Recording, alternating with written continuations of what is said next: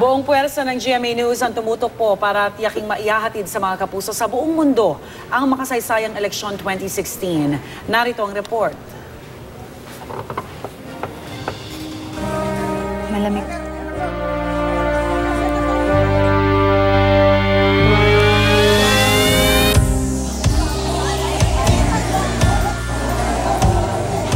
Ang pag-cover ng eleksyon, ng kampanya, it's a front row seat to history. Parang several years from now, this is really part of history at nandun ka, mismo nasaksihan.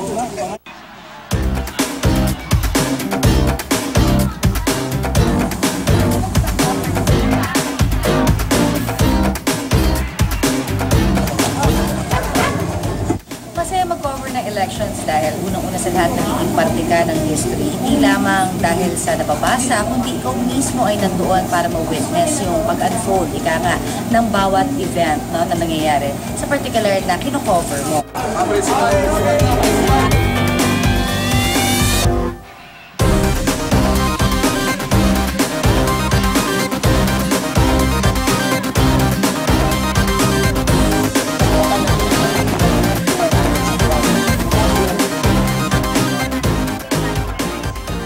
Masarap or very fulfilling yung magkaroon ka ng pagkakataon na makita mo first hand yung mga problema at na maging bahagi ka ng solusyon.